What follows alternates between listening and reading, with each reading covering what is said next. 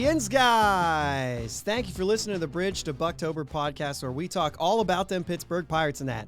Today is March 13th. Major League Baseball players have reported to spring training. They did it! The owners and players have come to an agreement, and Major League Baseball is back. And for real this time. Go Bucs!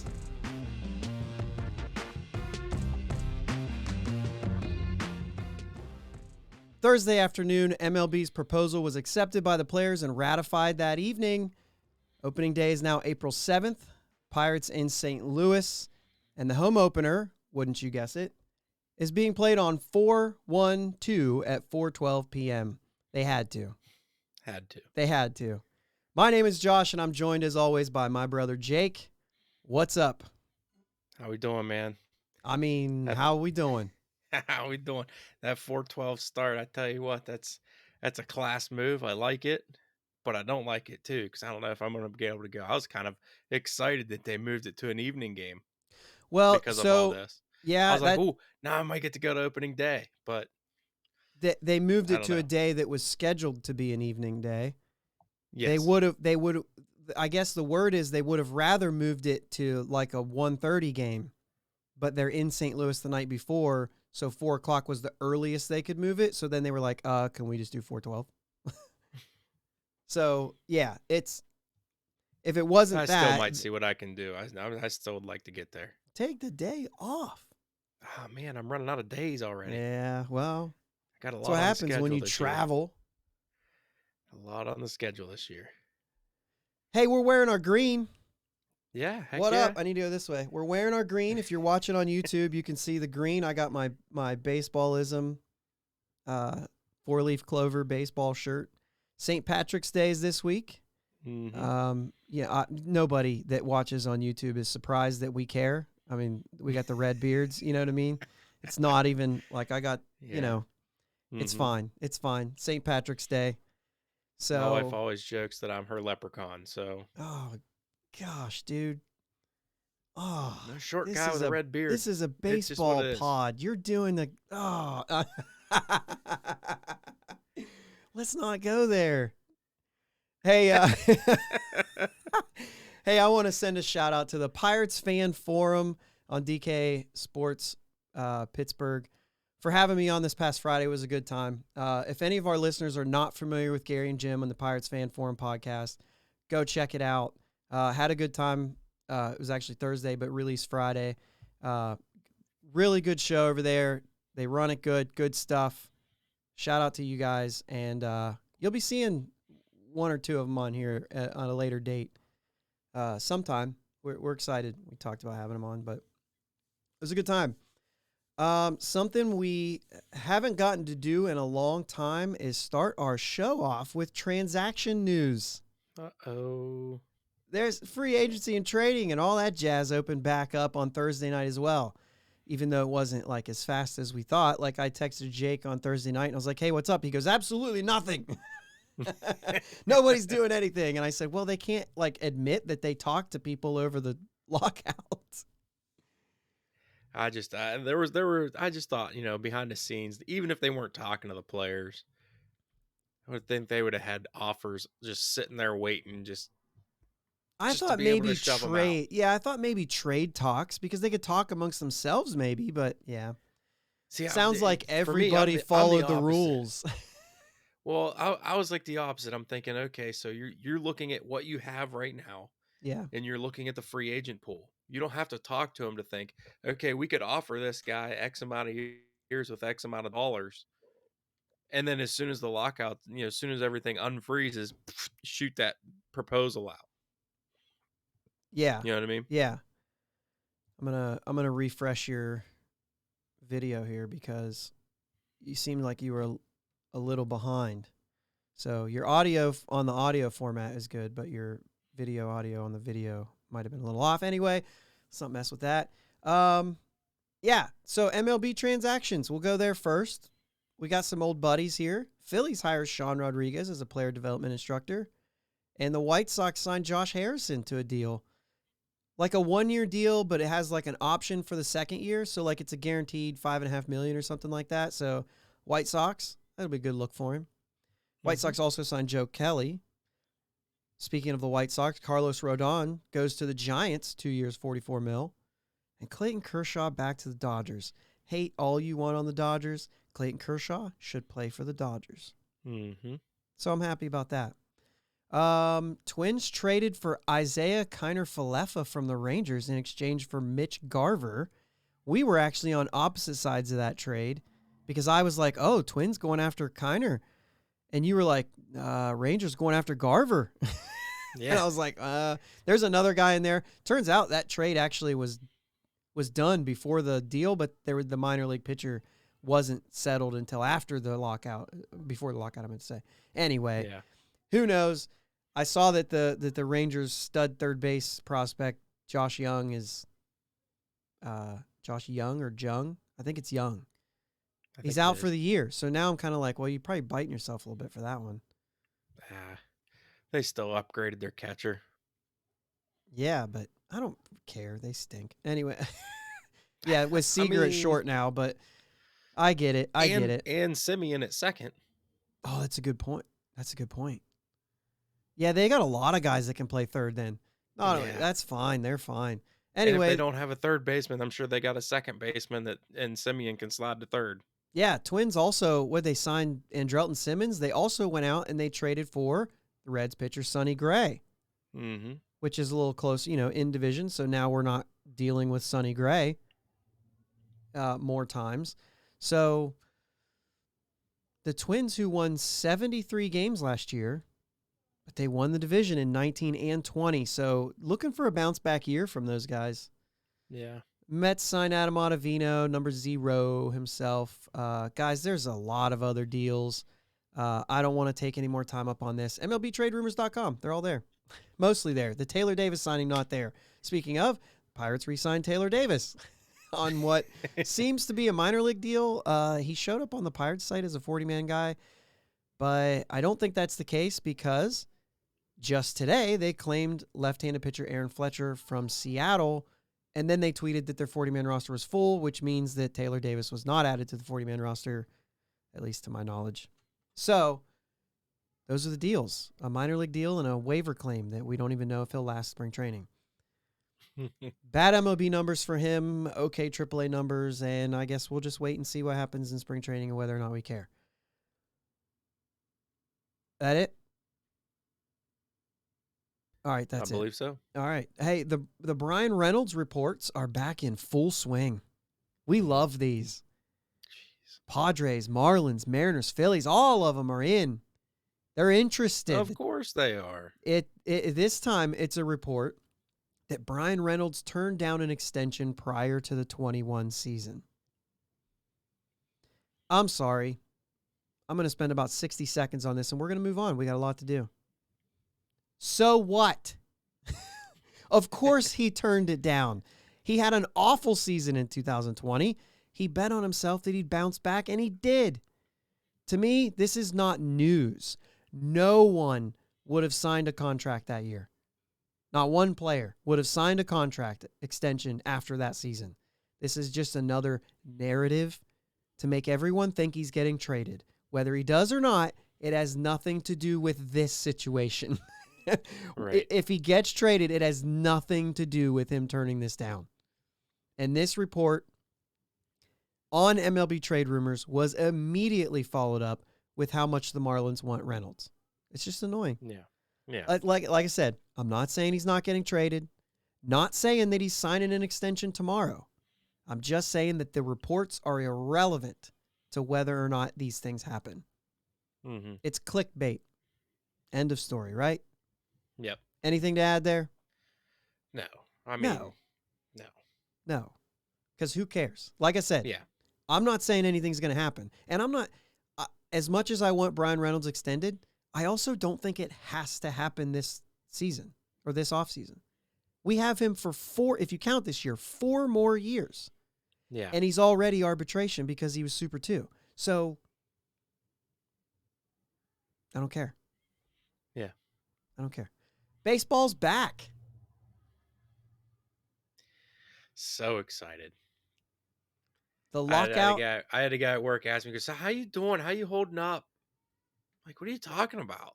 He's like, baseball. I'm like, well, yeah, that sucks. I said, but we're back now, so Yeah, let's go. let's go.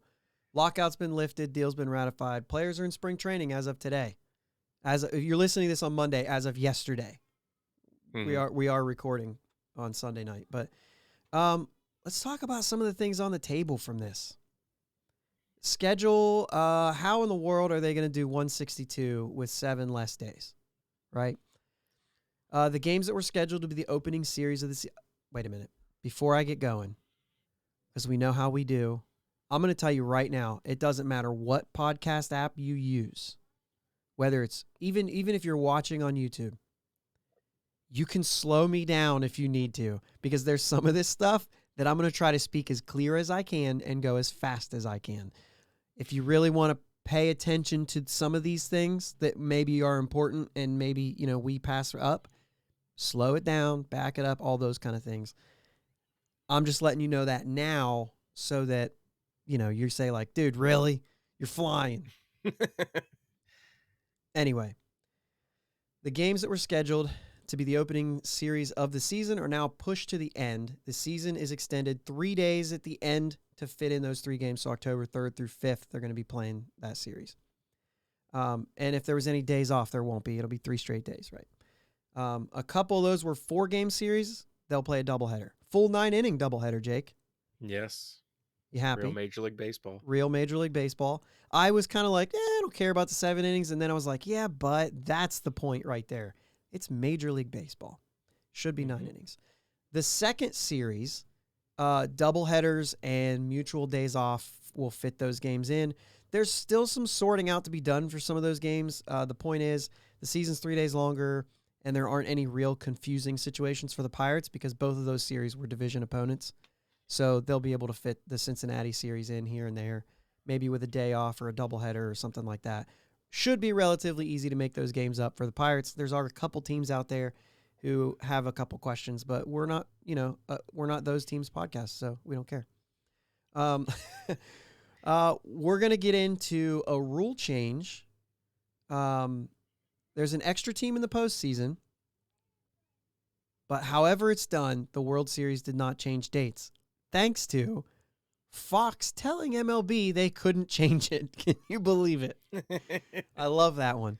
But anyway, Wild Card Series still going to start on October 7th. The World Series still going to start on October 28th. There's like a talk where they may do it on like the 27th. I don't know why, but they're still trying to work some of that stuff out. But as far as the spring schedule, it's different. I'll be honest. Go look it up. It's not worth getting into when we have all this stuff to talk about. There's 18 games. Let's move on. And it starts Friday. Games. Yes. Love it. So let's get into it. Expanded postseason. This is the thing that really kind of made me nervous a little bit. There was talk about a 14-game postseason. There was talk about 12. When I hear that number, I'm like, that's dumb. But like 12 is only one more than they had last year. Yeah, per side. So, yeah, per side. So, like, okay. And that's why I didn't like the 5, because I knew it would lead to 6 and lead to 8. Dude, or 7. 7's too many, in my opinion. I think it should be hard to get there. I think if you play 162, you ought to be able to figure it out by then. Yeah. The narrative I kept hearing is 7 would have watered down the 162. 100%. So, 3 division winners, 3 wild cards. And we're going to get into this a little bit to see like how stupid it is and all that stuff. But let's get through the kind of the nuts and bolts here. They will be seeded, put into a bracket style, with division winners being the 1, 2, and 3 seeds. Top seed gets home field advantage. The wild card round, top seed gets home field advantage with a 3-game series at their park. All 3 games, 1 stadium at their park. Bracket style, 3 straight days. Bracket style, meaning that there's no reseeding after the wild card game. It doesn't matter who wins that 3-6 game. If the 6 seed wins, they go on to play number 1. If the 3 seed wins, they also go on to play number 1. They're not going to reseed. It'll be bracket style. And I believe it is the 1 plays the winner of the 3-6 and the 2 plays the winner of the 4-5. I believe that's what it is. Why is that important? Hasn't it always been bracket style? Yeah, but there's only been one game. The other game was already decided. In the NFL, what they do is they play that first game, and then the number 1 seed gets the lowest seed available. Yeah. Okay. You know what I mean? And now it's just they're saying this is straight bracket style. So if the 6 seed win, or if the 3 seed wins and the 5 seed wins, sorry, number 1 seed, you're playing the 3 seed. Yeah. You know what I mean? And that you're playing the other division winner. And then, you know what I mean? So, Yep, that's that. Gotcha. So basically you want to be the number 2 seed is what I'm reading off that. That way I can play a wild card team. But then again, the 4 and 5 seeds might actually be better than the 3 seed. Because the 3 seed is the other division winner. If their division was crap, they could, you know what I mean? Anyway, I think I'm going to go through some of my favorite things about this. No more 1-game playoff. Yes, even though we probably had one of the top 1-game playoff moments in the 1-game playoff history. Okay, so with the Cueto incident. This has been. No, I'm going to set you up for this. I want you to talk, but I want to say this first. I know that because we're Pirates fans, we remember the 2. And if you remember the Cueto moment, we had just swept them in Cincinnati. We hosted that game. We were the better team.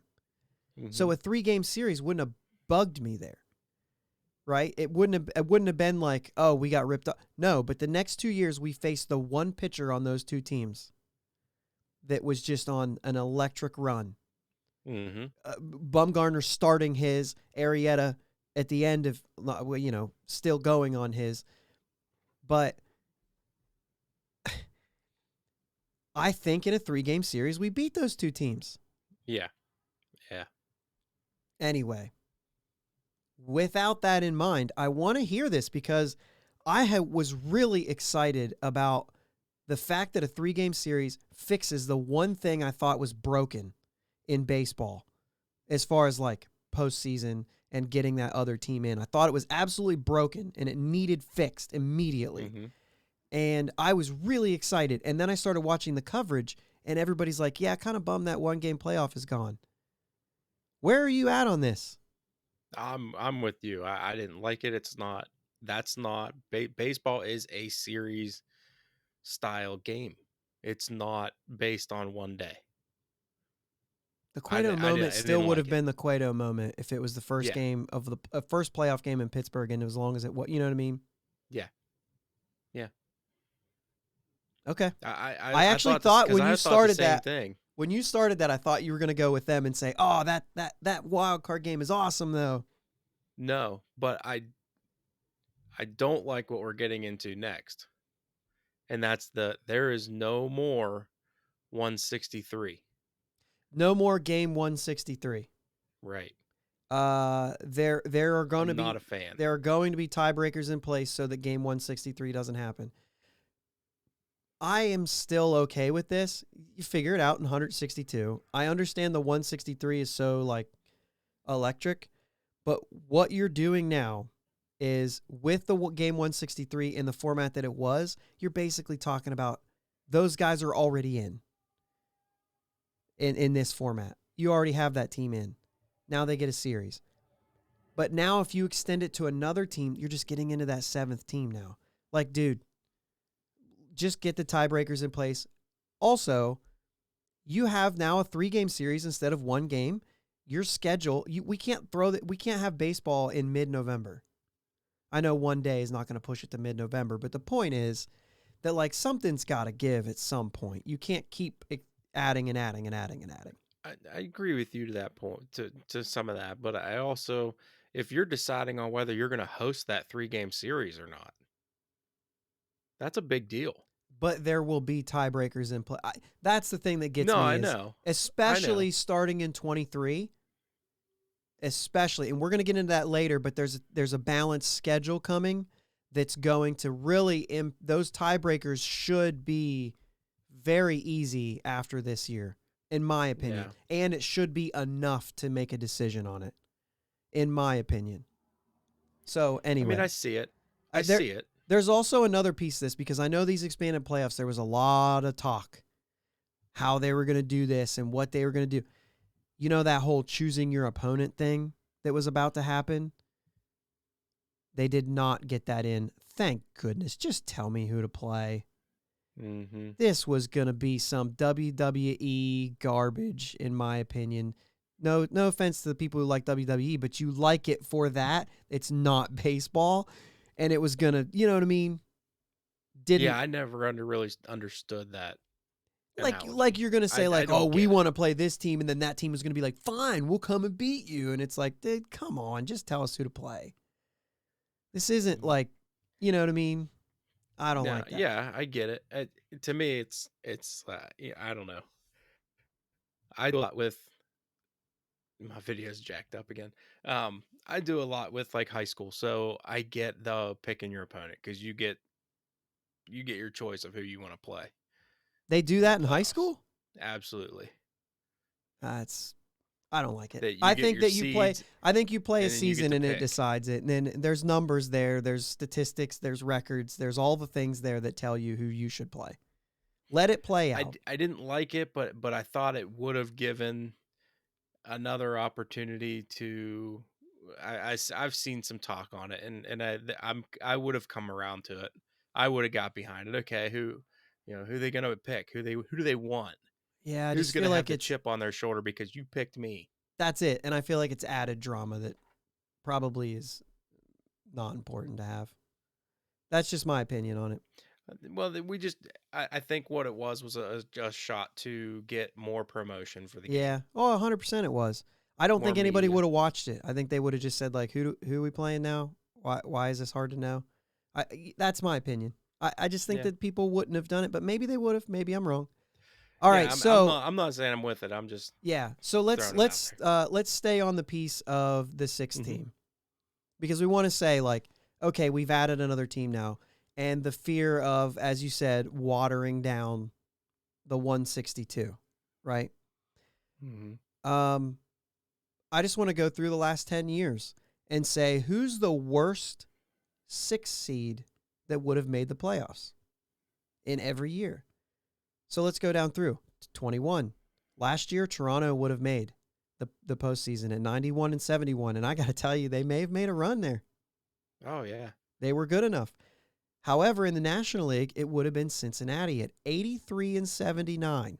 We're starting to get into this 83 and 79, right? So you're saying like, that's awful close to 500. It's not all that bad.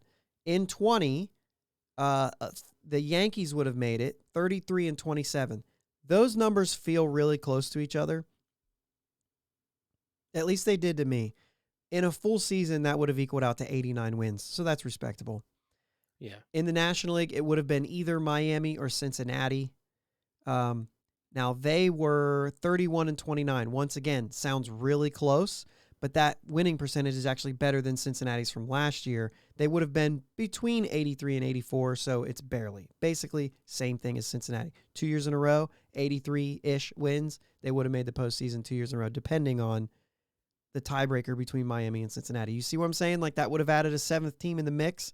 I just don't think a 163 is that important to play when you already have all these extra games. And, like, you only made it to 83 or 84 wins. Yeah. So figure it out. In 2019, it would have been Cleveland at 93 wins. I'm just going to do the wins, I think, because I think we get it at this point. National League would have been the Mets at 86. Those are all, like, that's okay. Yep. 18, Tampa Bay at 90 wins. St. Louis in the National League at 88. 17, the AL would have either been Tampa Bay, Kansas City, or the Angels. And this is a big one. Because they were all 3 of those teams were 80 and 82. Ooh. Now, I did take a note on this. Cleveland won 102 games that year. Houston won 101 games that year. And only 2 teams were under 75 losses for the American League. Only 2 teams were under 75 losses, compared to the 6 teams that were under 75 in the National League. What I'm saying is 2 big-time winners and then only 2, like, really low basement guys.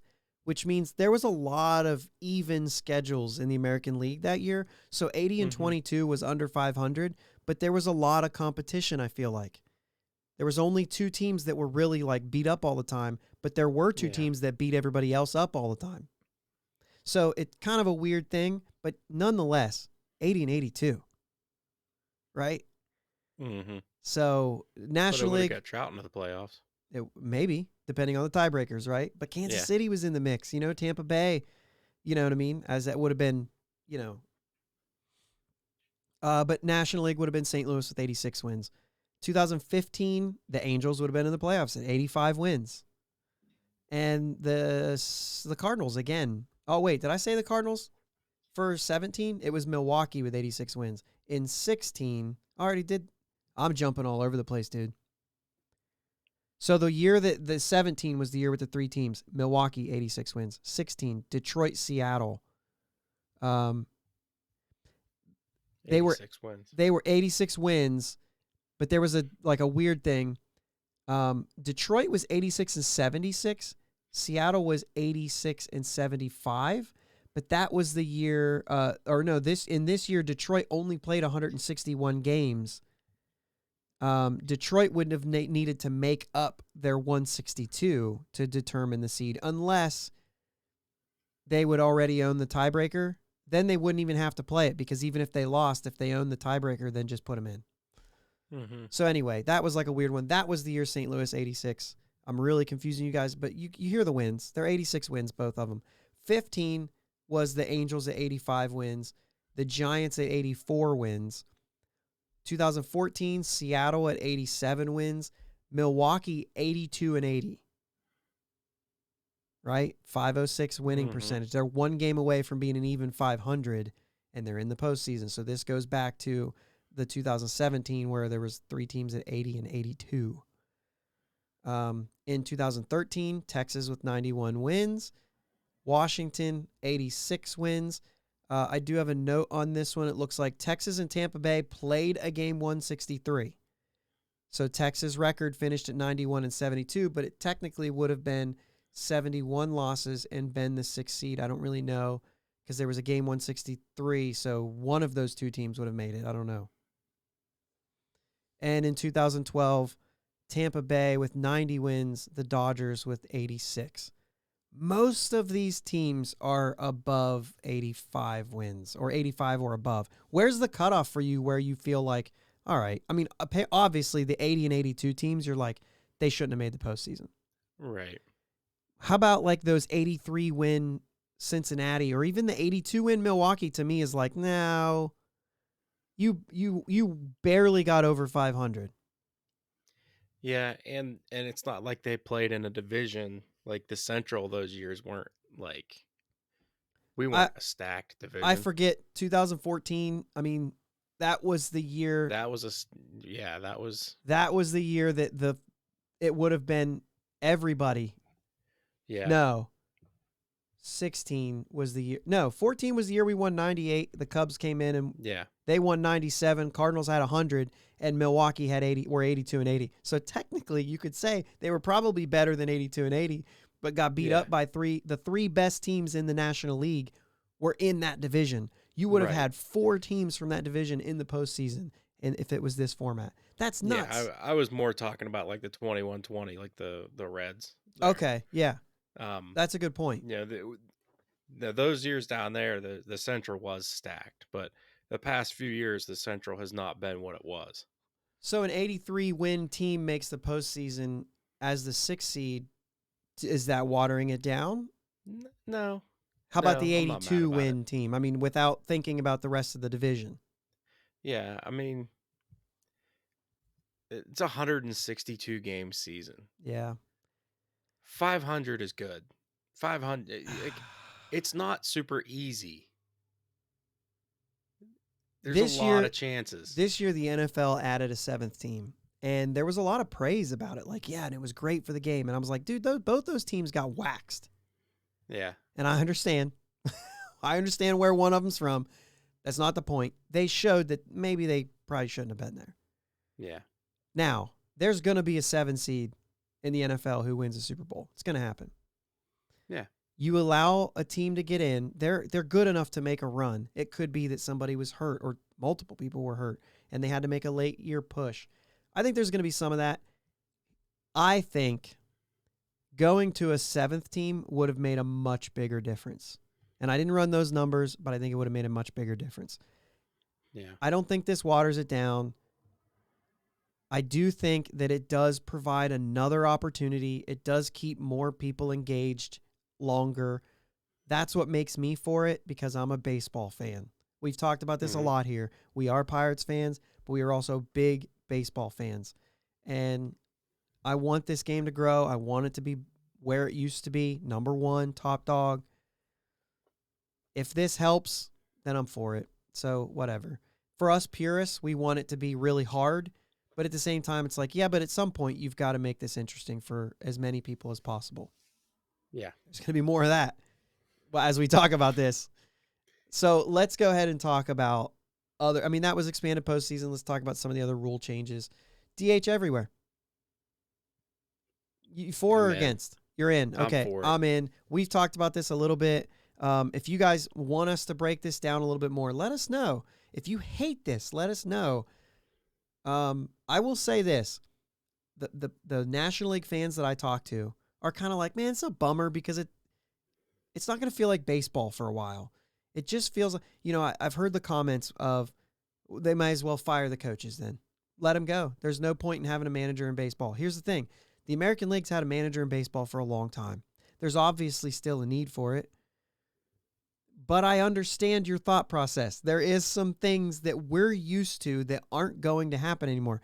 I will say this, though. I have a lot of friends who grew up watching the Cleveland Indians, Guardians now, but they grew up watching them when they were the Indians, so that's fair. And they're like, I can't believe that you're okay going to a baseball game and watching a pitcher hit. I can't believe it. They don't understand why we're okay with it. And I said, because in my mind, I've never thought I'm going to a stadium to watch a pitcher hit. I never once thought that. I've always just thought that I'm going to a baseball game and never thought anything different of it. The thing is all the American League fans, they also have never thought anything different of it, and it pains them to watch a pitcher hit. Because they're like, why are we doing this? So it just depends on what you grew up watching. These guys that are friends of mine, like, when was the DH put in? Most of my friends, it was before they were born. You know what I'm saying? Like, it was the 70s, right? That was when the DH came in. Most of us were born in the 80s. You know what I mean? So, anyway, for American League fans, they don't understand what National League Baseball's doing. For us, we've always thought, it's pure. It's the way it's always been. You know what I mean? I'm going to tell you one thing. For some of us, I was already used to it at the end of 2020. For some of us, it's going to take a year. For some of us, it's going to take like 5 years. But eventually, you're going to be like, this is baseball. The pitchers don't hit in college. They don't hit in any level of the minor leagues. And then you're going to ask them to pick up a bat when they get to the majors. I think that's probably my biggest. That one makes the most sense to me. You'll get used to the game with an extra hitter. It's going to be like it was in high school when your pitcher raked anyway. Yeah. You know what I mean? So, all right. Here we go with a bunch of stuff, though. The playing rule changes will be handled by a reconstituted. Jeez, I am awful sometimes. They're going to be handled by a competition committee comprised of representatives designated by the commissioner's office, active players with at least one active pitcher and one active position player, and an umpire. They will be responsible for adopting, revising, and or repealing playing rules, in addition to providing the timeline upon which changes to such playing rules will be adopted, beginning with the 2023 season. What? Basically, this committee will decide on new rules starting with the pitch clock, big bases, and shift restrictions. Those are not in place in 22. Right? Pitch clock, big bases, shift restrictions. They don't exist this year. They're not part of the CBA.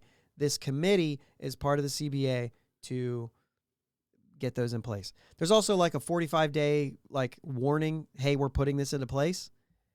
And everybody's like, how's that going to be? Just right in the middle of the season? No, they will all be at the beginning of the season. But if they try to make a change in the off season, they'll be able to have enough time to put it in place. Mm-hmm. Rather than, hey, this offseason we've said that we're going to move to this. It'll be in place next year. No, when they decided in the offseason, it'll be in place that year. So long as it's 45 days before opening day, I think. So anyway, minimum salaries. MLB minimum salary is now $700,000. In 22, it goes to $720, $740, $760, $780 during the CBA. The minor league minimum salary for players signing a second major league contract or with prior major league service, did you guys follow that?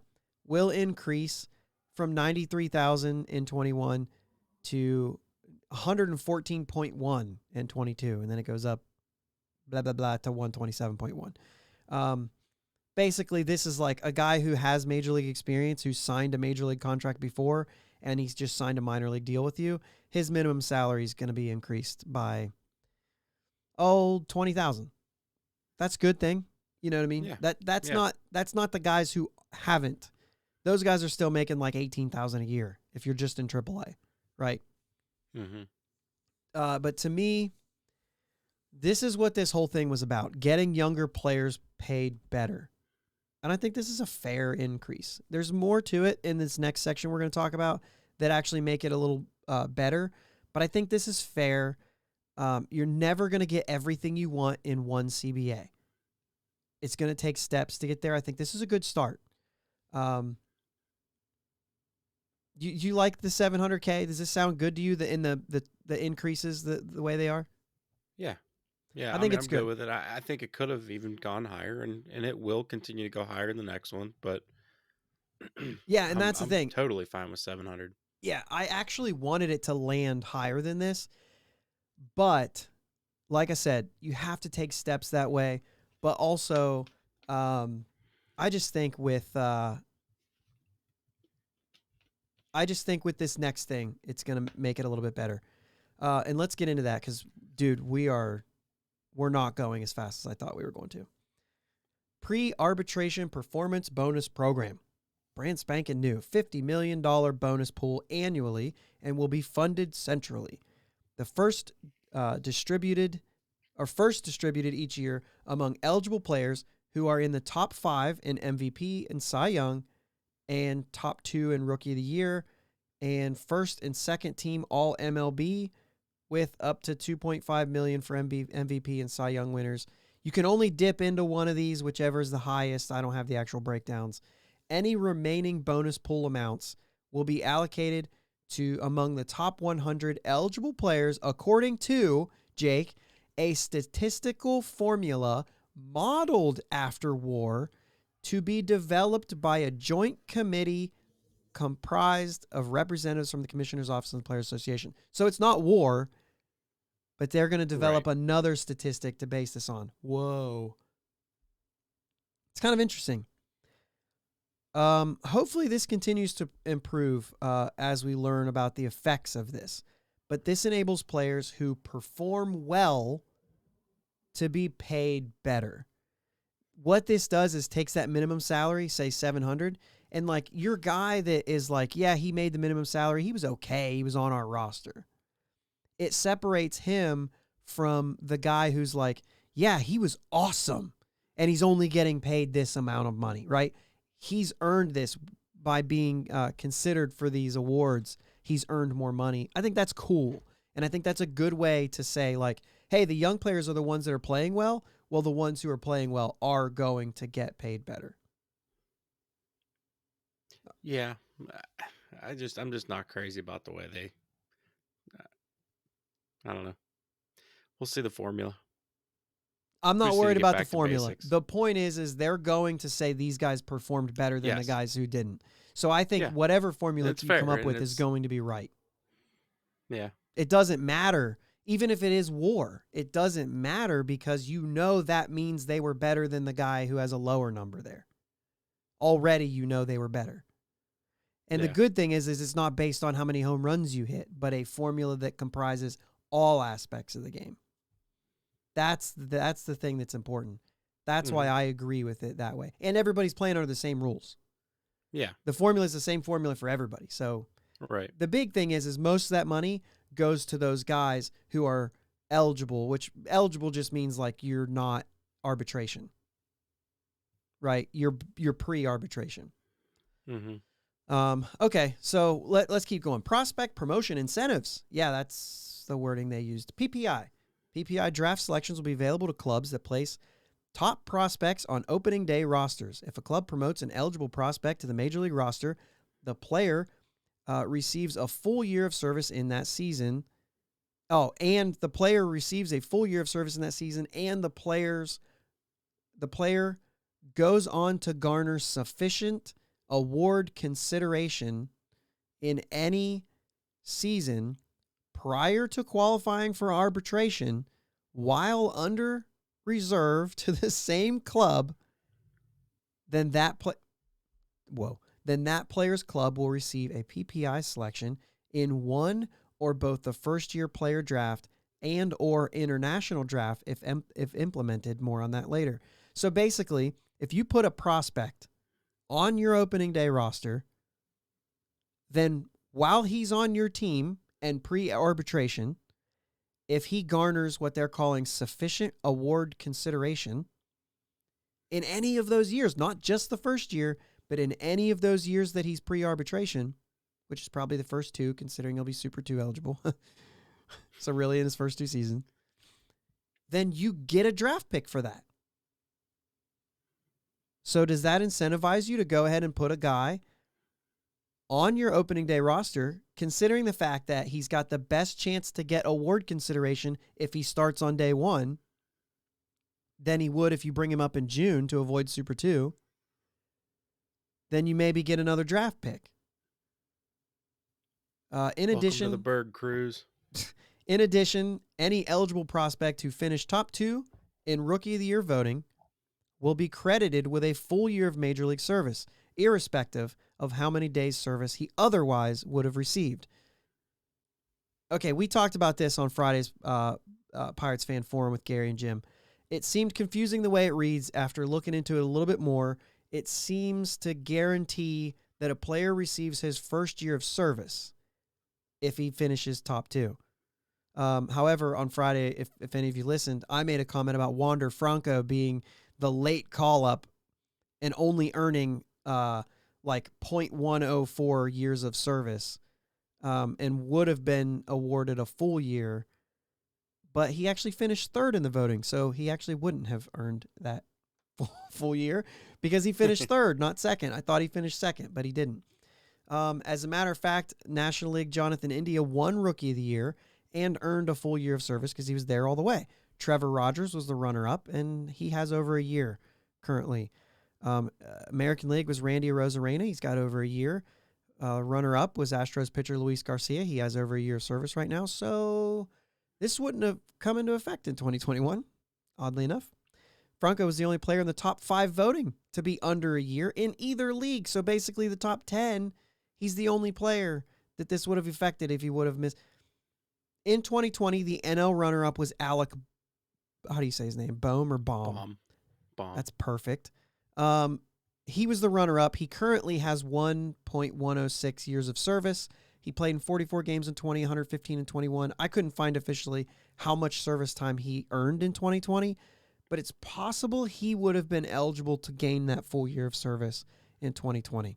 So basically, this probably isn't going to happen that much. Right. Because if you're called up late, you're probably not going to be in the running. Right. So, Oneil Cruz. Jim, this is the part you wanted to hear. These two things combined make Cruz very interesting. If you wait to bring him up in June and try to keep him from earning that full year and possibly avoiding Super 2, if he goes on a home run rampage and gets runner-up for Rookie of the Year or Rookie of the Year, you can kiss it goodbye. He'll have that full year of service. Now, he wouldn't be a Super 2 guy necessarily, but he'd be getting to arbitration in the year that he would be avoiding. So basically, no, it'd be the same calendar year, and you'd lose another year of control instead of 4 years of arbitration. You'd still be 3, but he'd be a year ahead.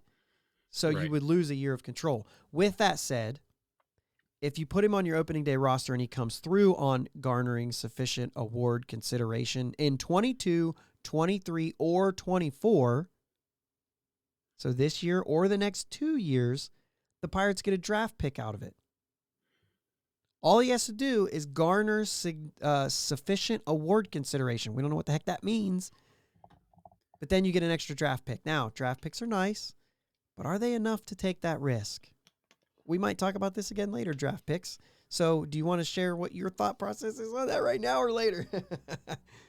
Well, in my opinion, draft picks mean very little in baseball. You just don't know when. What were we talking about? Ken Griffey Jr. is the first number one overall draft pick yep. to make the Hall of Fame. Yeah. So there's no guarantees in baseball. The draft is nothing like what it is in football, or like it Or is in the basketball NBA or hockey. Yep. Yeah, I mean those guys come in and they make an impact right away. Yep. You draft a guy in baseball, he might not even be in your organization by the time he breaks into the league. You might trade him. You might do. There's just Yeah. Mike Trout. Mike Trout wasn't a top pick. No. I mean, first round, but yeah. You know what I mean? I mean, like, right. It's just hard. It's just hard because there's a lot that can happen in baseball. So if the condition obviously is if he comes into spring training and he's absolutely raking, and you saw off the bat in those last 2 games, I know it's the last 2 games, but you saw off the bat that it was there. Mm-hmm. If he comes in raking, which he hasn't done in spring training before, so that would be a sign. Is it worth it to just say, you know what? We got a DH now. We can still ease him into shortstop. We have a DH. We can let him DH for a while and ease him into shortstop. Let him play shortstop, twice a week. If defense is the problem. If he shows he can hit, is it worth it? Absolutely. As a fan, 100%. But you got to be careful of saying like, yeah, but if I could have him for another year, if I can guarantee another year, how important is that other year to the Pirates? What is your window, right? We've said we start making your window might be 24, 25, 26. If he starts this year, well, that puts him still on the team in 26. Mm-hmm. So how important is that extra year? I'm kind of saying like maybe keeping him for an extra year after that might only ensure better trade bait. And I hate to say it that way, but seriously, 22, 23, 24, 25, 26, 27. I'm pretty sure that our window's closing at 27 anyway. If things stay the same as they are right now, you only get a window for 3 to 4 years. If you're not, let's not get in. Yeah. Let's not get into that discussion, right? That's the way it's been. Let's not go there. But those sort of things makes me think if he's raking in spring training, man, I'm kind of there to say maybe you do get another draft pick out of it. And I don't know. That's my thought. I'm not convinced. It's always nice to have an extra draft pick. If he comes out, doesn't mean that draft pick's going to pan out. 100%. Yeah. And we're going to, like I said, we're going to get into that. I am going to have to start flying through this, dude. Hot topic with CBT. They came up with 230. It goes to 233, 237, 241, 244. Tax rates are unchanged, blah, blah, blah. A new surcharge threshold has been added at $60 million above the threshold. Nobody will get there. Maybe the Mets. Of like 80, 90, 110%. Who cares? It'll never happen that many years in a row. The draft pick is still tied to clubs who exceed the second surcharge threshold. Their highest selection basically is moved back 10 places. Except if you're in a top 6, their second highest would move whatever. 50% of CBT proceeds will still be distributed to players' retirement accounts, and 50% will be distributed under a new supplemental discretionary fund with contributions made to payee clubs under the revenue sharing plan. The commissioner's discretion based on criteria, including growing their non-media local revenue over a multi-year period. What? All right, to me, this is the part that I'm torn on. Dude, I tell you what, because we're short on time, I don't even think this is important to get into. It's creating a little bit of more payroll disparity. Other than that, I don't care. Those teams are just going to spend that money. What are they going to add? One player? I don't care. This is fine for me. The problem is they didn't do anything at the bottom end, so it really doesn't change anything. It's not going to mean that more players, just because the Phillies may have an extra $10 million to spend, doesn't mean the Pirates are going to spend $10 million extra. I mean, it's just kind of, I don't really know. For me, Right. It makes no difference. It does allow those top 5% to maybe get, it's still the same team's interest. Freddie Freeman didn't talk to anybody new because they had an extra little bit of money. He talked to the same exact teams he would have talked to prior to that. And if he wasn't playing for the Braves, then maybe the Braves wouldn't even have been one of those teams. But anyway, here we go. International Amateur Talent Acquisition. They have until July 25th to make a decision on the international draft, basically is what this is. If they implement the international draft beginning in 24, the direct draft pick compensation will be eliminated beginning the 22-23 offseason. This forfeiture of drafts selections, pool space by the clubs that sign a qualified free agent. If they do not agree to implement the international draft, the remaining international signing periods would operate normally and the draft pick comp would still remain in effect. There's a table out there showing what those penalties are if there's no agreement. Let's talk about this more in July. Basically, if they do the international draft, then the qualifying offer stuff is gone.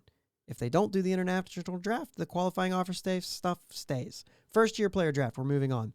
Beginning with the 23 draft, the draft order will be changed a little bit. The first 6 selections will be in a draft lottery. All clubs that did not qualify for the postseason in the preceding season will be eligible for the lottery with odds assigned in reverse order of winning percentage. This gets really confusing because of the odds that they've put into this, but I'm not getting into this. Basically, it's a lottery. The bottom 6 teams in the league, you draw names out of a hat. That's the order they pick in. That's the really dumbed down version of it. The point of this was to tackle the alleged problem of tanking. If you were tuned into the Pirates fan forum this week, we spoke a lot about tanking for a little bit anyway.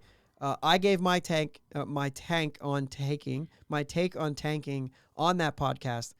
So I want to give you the floor here, and I encourage everybody else, go there. I may, say a little bit, but basically it's about lowering expenses while not lowering revenue that much. For me, that's tanking. But your take on this and whether or not this accomplishes what it was proposed to accomplish, and then just where you are in general. I don't think it accomplishes anything as far as tanking because, like I've mentioned a little bit earlier, the draft is what it is. I don't think your 1 through 6 picks are as important as they think they are. They put a lot of emphasis on these draft. Yeah. The draft is not, it's just not what it is in other sports. If you're tanking in the NFL, you're going for that 1 overall. Yeah, you're going after that running back or that quarterback or, that player that you really need to push you over the edge. When Joe Burrow was drafted, whoever had that number 1 pick was going to change their franchise. Yeah. It appears. Yeah. But, yeah, the draft is also 20 rounds. By the way, I didn't want to just say, yeah, I agree with you in that to me is go back and listen to the Pirates fan forum because literally we're close to time and we're not even close to done. So go back and listen to that to hear my take on the expense portion of what tanking really is and how this doesn't touch it. Revenue sharing plan will remain. I'm not going any further than that. Pension benefits increased, improved medical and dental benefits too. That's cool. We're player guys for the most part, I guess. So those are cool things. International play, domestic special events. There's some kind of games or tours they're going to do in Mexico, Asia, Puerto Rico, Dominican Republic, London, and Paris over the next 5 years. It's effort to grow the game. And they're going to do more of the special events like the Little League Classic and the Field of Dreams. Cool? Cool. I'm there. The only thing I hope is that these tours they're doing is off-season stuff. I don't want it to mess with the season. Don't play regular season games somewhere else. I hate that the NFL does it. I can't stand it. If you want to do a tour like they did back when like Babe Ruth and that they did in the off season. Okay. They traveled in the off season and they did stuff in the off season. Do it then. Okay. Do it. Take an all-star team. I don't care. Don't Gotcha. mess with the regular season. Okay. We'll see what that looks like. Mm-hmm. They've done like the games in Australia and stuff, so it's possible that it could be something like that where those were regular season games, but it is possible that some things like that happen. Drug testing, basically they're going to do more drug testing and they're going to make them less predictable, and they're going to use a new technology, the first sport to adapt this new technology where they don't have to stick a needle in you and suck it out. They can use dried blood spot testing. I don't know, man. Basically they're going to do more testing. They're also going to offer, they do like some alcohol and off-field violent conduct treatment programs. They're going to add marijuana-related treatment programs as well to that. So if you're abusing marijuana or conduct, certain conduct around it, I don't really know. I swear we're almost done with the rules. We're probably going to go long tonight because we want to get to the next thing too. What else is new? Major League rules and transactions. Players may only be optioned to the minor leagues 5 times in a single season before it will require outright assignment waivers to assign the player to the minor leagues. Agreed to provide 3 opt-out dates for free agents that sign minor league contracts. And the commissioner's office now has the flexibility to set the major league trade deadline on a date between July 28th and August 3rd. I have no idea what they're doing there and why that's even a thing. Waiver priority will be amended to provide that if a club has already previously claimed a player on outright waivers in a given year, the club's claiming priority will be moved to last. Essentially, if a team's already claimed a player on waivers that season, it can't claim him again until every other team is passed. Last year, there was a player who went back and forth from Seattle to Milwaukee, and I guess it was like 3 or 4 times. They just kept going back and forth. So they're saying, dude, let's not do that. Which that's a big thing for players. I mean, not like for his chance to make it, but like that had to be awful to go back and forth from Seattle to Milwaukee in AAA. Right. At that. Starting 2022, salary arbitration eligible players who settle with their club on a salary for the season without going to an arbitration hearing will be eligible to receive a full season termination pay, even if released prior to the start of the season. Okay, we're done. The other changes you've heard, like pitch clock, big bases, shift restrictions that we talked earlier, they'll be decided for 23 and further. Also for 23, balanced schedule. I tell you what, we were going to talk about this because we think it's cool. We're not going to talk about it. We got to keep moving. Basically, we're going to play everybody. No longer will we be playing some teams in the American League. We're going to play everyone, which also means less, not 19 games against our division, but 14, and then so on. There's other things that we're not going to get into. Those other things like robo-umps and the step-off rule and all those other things, those are not decided. That committee will then decide further. So those kind of rules and stuff we can talk about later. As far as this year, there is one more thing that leads us into our next segment that we do want to talk about, even though we're, like I said, pushing that hour limit. Everybody knows we go over. The Rule 5 draft is canceled for this season. Not forever, for this season. Right. There is no Rule 5 draft. We're going to talk about a few guys that were left available in the Rule 5 draft after the break. Let's take a break and get into actual baseball talk. Please, guys, stick around. We're going to talk about non-roster invites and what in the heck the Pirates are going to do at the catcher position. We'll be right back. Thank you for listening to the Bridge to Buctober podcast. Follow these guys on Twitter, Facebook, and Instagram at Bridge2Buctober. Audio podcasts available on your favorite podcast platform. Video podcasts available on YouTube. Follow, like, subscribe, and join the discussion. They'll be right back.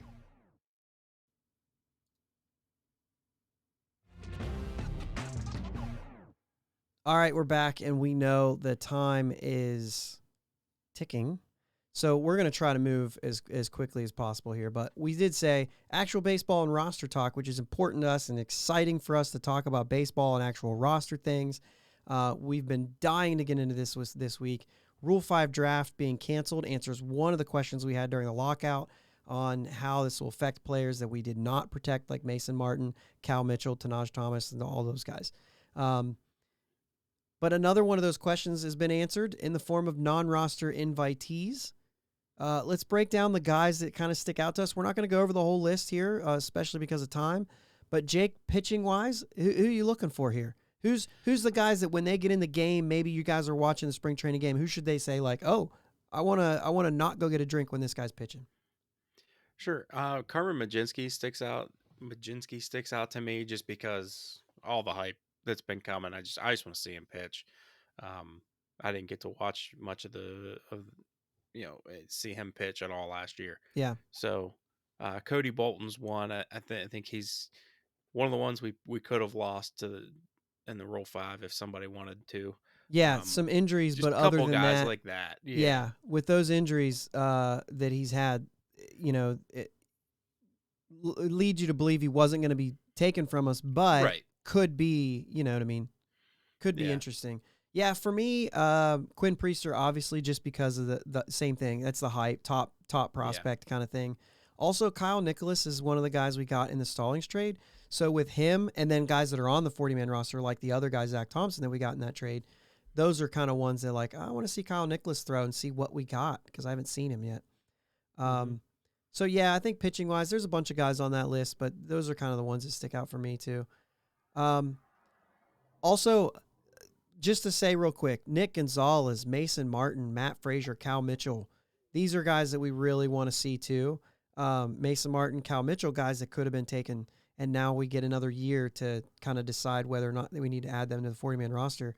And obviously Mason Martin is a polarizing guy because of the power, and then whether or not he's going to be able to figure it out, and if these inclusion goggles he's been using is working and things like that.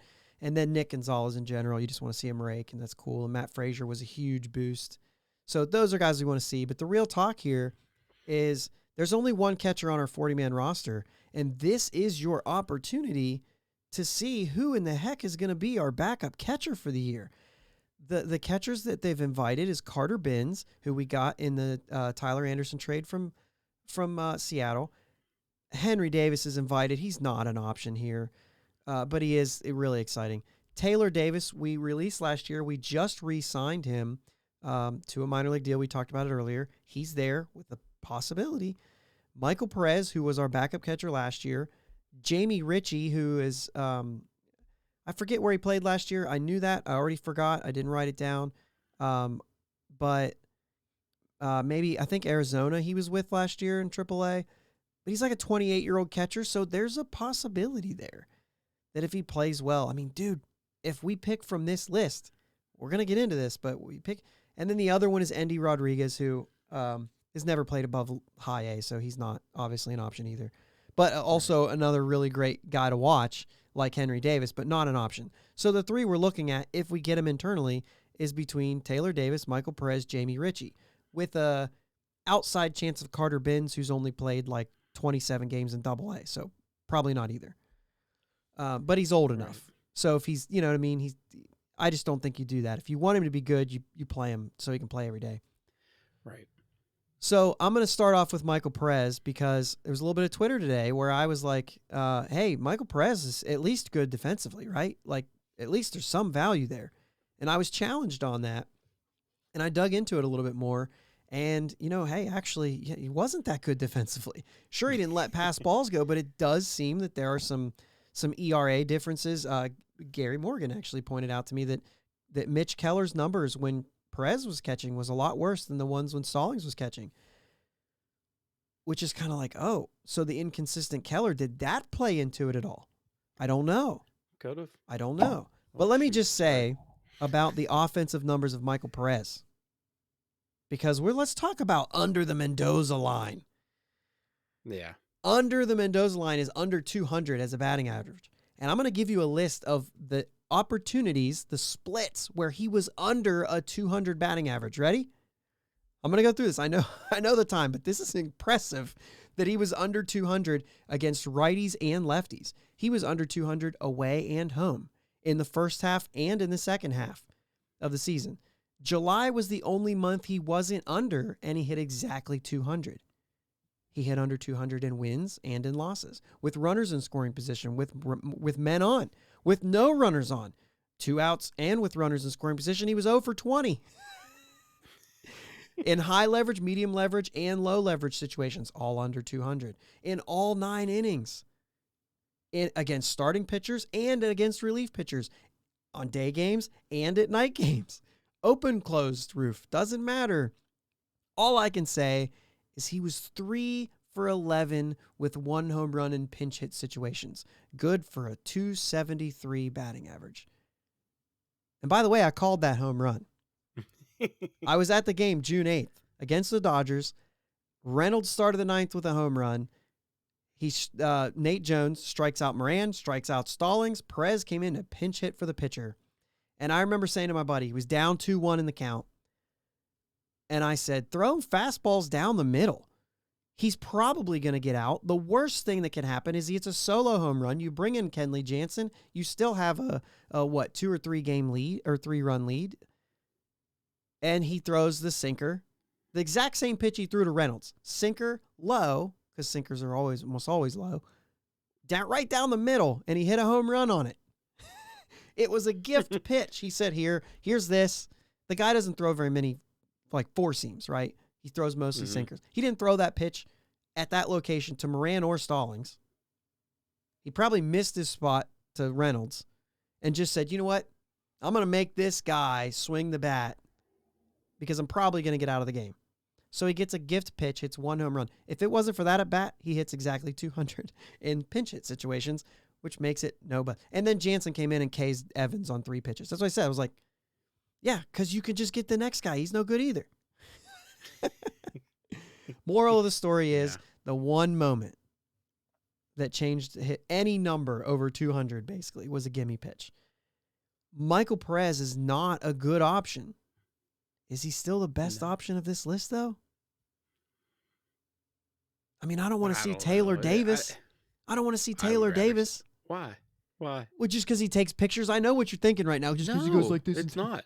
No, that absolutely not. That's just, I don't want to see Michael Perez again.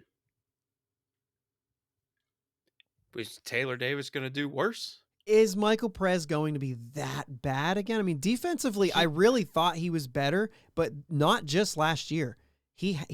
I thought he was a defensive first catcher. I've basically just been wrong on it. He's not.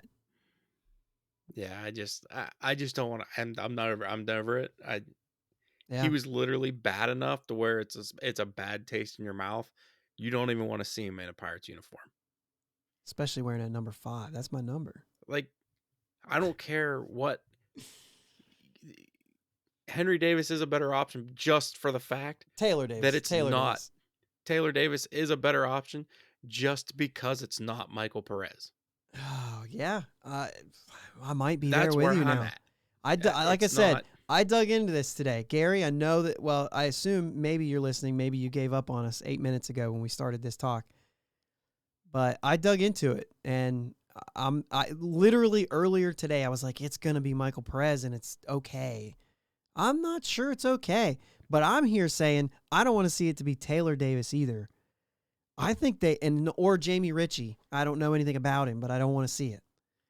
Dude, they need to go out. Somebody's going to find themselves on waivers, and they're going to claim them. Because this is desperation. There are no free agents, guys. Don't even look at them. None of them are worth it. They're Michael Perez. Honestly, that's all they're worth, because at least Michael Perez will be cheaper than they will be. The biggest thing that I'm worried about is whether or not Roberto Perez stays healthy. Because if he doesn't, you don't need a backup now. You need somebody who can start. And none of those guys in the free agent market are there. I don't know if there's anybody available in trades that you can try to trade, but then you're saying, like, what do you want to do? Do you want to give up a major league? I mean, at this point, let's talk perfect world. Kevin Newman gets traded for a new catcher. Oneil Cruz, you get shortstop with a little help from your pals. I mean, I don't know what you're going to do. Catching, to me, this is a huge hole, because you're worried about. I'm not worried about Roberto Perez when he's on the field. I know that there's talk about his average, but at least he's going to hit for more pop than Stallings did, and I don't want to hear about last year's numbers because he was hurt and it did affect his power. I mean, he had a year where he hit over 20 homers. I think Jacob Stallings maybe hit the most home runs he'll ever hit last year, but I could be wrong about that. I thought he was kind of electric as far as what I've seen, but maybe not. Maybe he continues to get better. It's odd. He's such a late bloomer. But Roberto Perez has at least shown power. And as far as handling a staff, Roberto Perez is second in all those categories. Understandably so. He's second to Jacob Stallings in the last 3 years in like the defensive run saved and stuff like that. But he's still second, right? So if we're not going to have Stallings, he's the next best option as far as defensive catchers go. But he's got to stay healthy, and that's, I think, a big problem with him right now. You're typing some things. I know your brain's moving. Do you have something on this catching thing? Are you worried? I mean, are you worried about these guys on the list right now? Yeah, I mean, you have to be. Oh my gosh. I know there's a lot of talk. Oh, we need pitching. I'm actually okay with our starting pitching.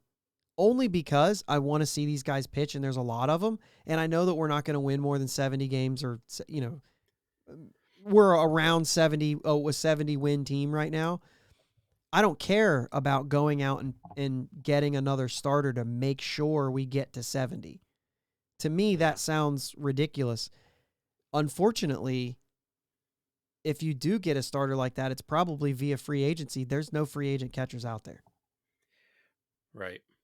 So I just don't know where you go from here. I think that we went into last year and I told you catching was our worst position, and Jacob Stallings came out of from me nowhere, but he came out of the woodwork to have a successful season even at the plate. Defensively, we knew he was good. We also knew he was a great guy. We knew he was great in the clubhouse and all that stuff. I did not expect the offensive production we got from Jacob Stallings, to which I really thought catching was a problem last year. Boy, if catching was a problem last year, it's even more so this year. I know we have Jacob Stallings, like a Jacob Stallings comp out of Roberto Perez, but Jacob Stallings plays a lot of games and doesn't get hurt. I've said the full name Jacob Stallings a lot in the last 30 seconds.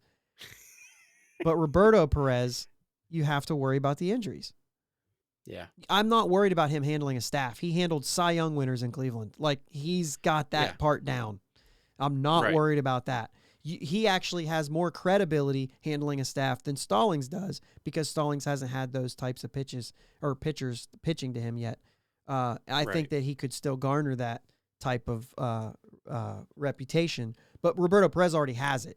He's already caught great pitching, and they've been vocal about loving pitching to him. When Yan Gomes was the offensive guy there, which is why he hasn't played a lot of full seasons, because they've had an offensive catcher there who all their aces were like, no. I want to throw to Perez. We can handle him today in the lineup. You know what I mean? So anyway, I'm not worried about Roberto Perez going into the season. I'm worried about whoever is backing him up and whoever has to play if he gets injured. Yeah. And right now, it's bad. I've even said, even when I thought Perez was better than I think he is at this minute, I still think as a backup catcher, I'm okay with a player like that. But boy, if he goes down, I'm not okay. I want him to bring somebody up and keep him at backup. You know what I mean? Yeah. But even right now, I just don't know. I'm discouraged now, of even more so than I was. I kind of thought it was like, you know what? We're not going to be a great team again this year. It's going to be Michael Perez. It's going to be whatever. It's going to be fine. But at this point, I'm with you, man. I'm just so out on it. Unfortunately, if he gets hurt, Roberto Perez, you mean? If he gets hurt, you start to wonder if Henry Davis isn't ready. Oh shoot! That's not going to happen. They will stink before they let that happen. There's no need to do it. You know what I mean? If we were winning, yeah. But I do not see, just because of an injury, I do not see like taking a chance on messing with service time. Yeah. Messing with him. I mean, we know in my opinion, I'm convinced Cole Tucker was ruined by being called up too early because of an injury. When Eric Gonzalez and Starling Marte went down and they had to bring up Reynolds and Cole Tucker, Reynolds showed he was ready. Cole Tucker showed he was not. He needed more time. And I think that his production is because he had to come up too early. And I think that it stumped everything for him. And it's going to take something crazy for Cole Tucker to actually have a successful career. I still think the talent's there, but his development has been such I have a feeling. I have a feeling he's going to come down to a change of scenery. Yeah, it's going to be a different team. It's not going to be here. Mm-hmm. I agree with that, and it's going to be a different role. He's not going to be a starting shortstop. You know what I mean? Deep into his career, it's going to be something different. I'm with you there. I think that maybe he can still have a few good years. You know what I mean? And become he could, but I think that his chances in Pittsburgh were ruined by the fact that he was called up too early. His numbers weren't good to that point. Don't get me wrong though. Like I wasn't advocating for Henry Davis to get called up in a situation like that. Yeah. It's just nervous to think about because we did it with Cole Tucker. Yeah. And really we don't have any options. I think at this point it's you'd see just rough. Yeah, you'd see Taylor Davis, you'd see Jamie Ritchie, you'd probably even see Carter Binns. You know, before you. So I don't think that you have to be worried about that. Yeah. However, we did talk about Friday about how you like to get them prospects into majors. I do. And you know what? I brought up Jonathan India. And we haven't even talked about that much. He just won Rookie of the Year, and he never played in AAA, and he only played in like 30 games in AA. And he played a full season last year and won Rookie of the Year, showing that hitters sometimes, and he's a third baseman who played second base all year too. That's crazy. Mm-hmm. He played like 5 games at second base in the minor leagues. That's it. And I think those were all at the Arizona Fall League. Never played second in the minor leagues. And he just said, hey, if I can get on a major league roster, I'll play second base. Mm-hmm. But anyway, that's why I think Oneil Cruz could still come up and hit. If the hit tool's already there, man, just let him play. Yeah. Just because I think window-wise, you're not going to mess with it.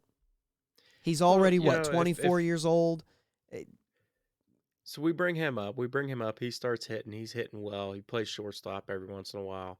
All that stuff. Roberto Perez goes down with an injury. Now you just get a package together to go trade for a catcher. You send Newman, you send Tucker, and you send somebody else. Yeah. To get a catcher that's maybe somebody's backup that's still better than our backup. Yeah. It's hard to tell who's available and who's not. My guess is you'd find a AAA guy somewhere, and I just don't think they're going to be motivated. And I've brought this up. I don't think they're going to be motivated to spend money or to spend value to go get a backup catcher. I think it's going to be one of these 2 guys, or 3 guys if you consider Jamie Ritchie an option. I honestly do. Yeah, no, I'm just saying if Perez gets hurt and we're ready to move forward with Oneil Cruz as our shortstop, you kind of got to clear out. I understand some that space. That's a fair point. And okay, so we're going to clear out some space to take care of this catching need that we have till Perez is able to play again. Yeah, you have some pieces that you'll be able to move at that point. Yeah, I got without hurting what you got going on. Yeah, I got to say, guys, obviously, timing's kind of a thing, and we really enjoy talking baseball, but spring training games start this week. We're going to get an opportunity to start talking about what we're seeing in those games, which is super exciting. We're also going to get an opportunity, there's going to be more transactions. I know there's not much going on for the Pirates, and there probably won't be. But some of this stuff is going to show up, and we're going to get to break all this stuff down. I'm really looking forward to it. I know that this year doesn't look like a great year, and I know that this podcast is super positive, and we like to stay super positive. And I know that we just talked about how abysmal and how terrible this catching position is going to be. And I don't like to be like Debbie Downer about it, but we just went through the whole CBA thing too. Not much has changed for the Pirates.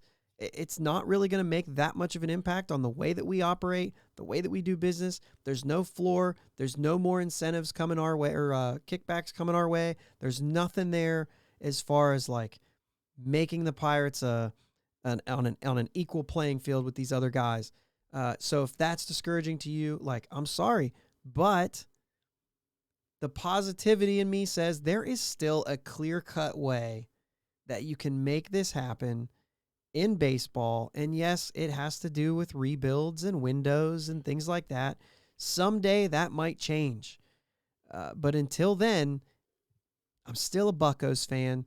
I'm still a baseball fan. I'm still here for the ride. I'm not like, it's just not worth it to me to get hung up on things a lot of times when I'm really just saying, hey, this is what's been served up to you on a plate. You can choose to eat it and enjoy it, or you can choose to walk away from it. That's your choice. I'm here to eat. I'm here at the table to eat, man. So, I'm all about just enjoying it, enjoying what it is. I'm so excited that baseball's back. I don't care that I predict the Pirates to win 70 games. I don't care about that. I care about the fact that we get to see Pirates baseball again and baseball again. And I know that you've even made a case for the college game. It's just not the same, dude. It's not. It's definitely not the same. It's not the same. It's been nice. It's been been able to fill a void. Yep, but we get to see the baseball, like the professional baseball players go at it. Starting on Friday, I mean, at least for a couple innings. We'll probably see a lot of young guys early. We'll see more than what was invited to spring training, too. Yeah. There's other guys going to be playing in those games. That's always the way it goes. I do want to throw this one thing out about the college real quick. It was really fun yesterday. Was it yesterday or the day before? It doesn't matter. I turned on the Ohio State WVU game. Yeah. And I got to see a kid that I used to coach pitch in the game. Not only that, but who was calling the game for WVU? Lanny Fratteri. How cool is that?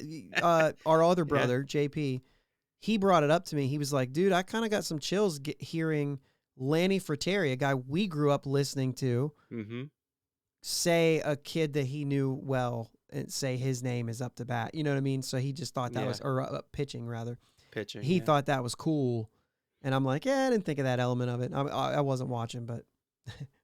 Yeah, he come into the game. I was like, oh, dude, this dude won a state championship for our high school team. Like, didn't throw a bullpen that whole year, all that good stuff. Comes in, they're like, best guy out of the bullpen right now.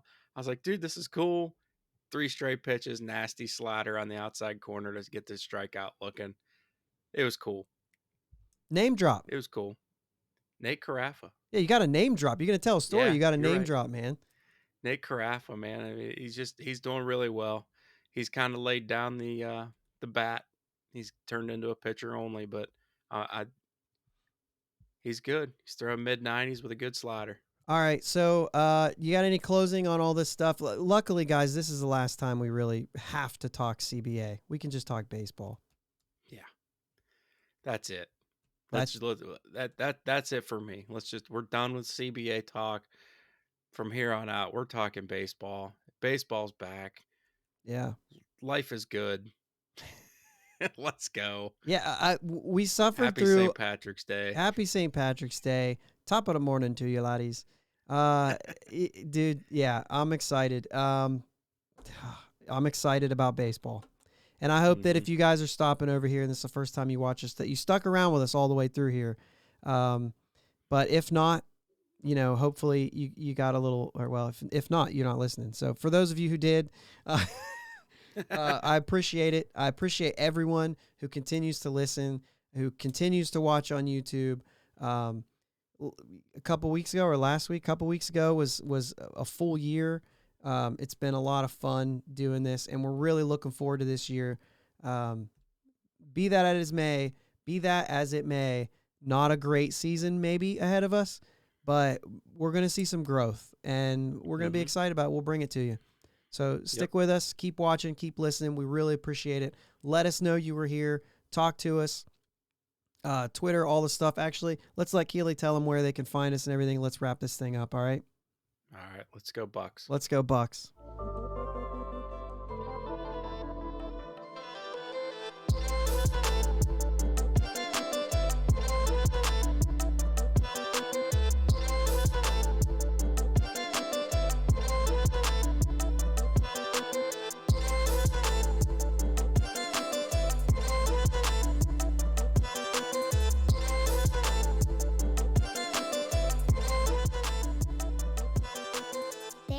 listening to my dad and Uncle Jake on the Bridge to Buctober podcast.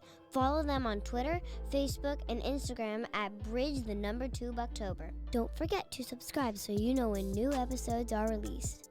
Clear the deck, cannonball coming, and let's go Bucs!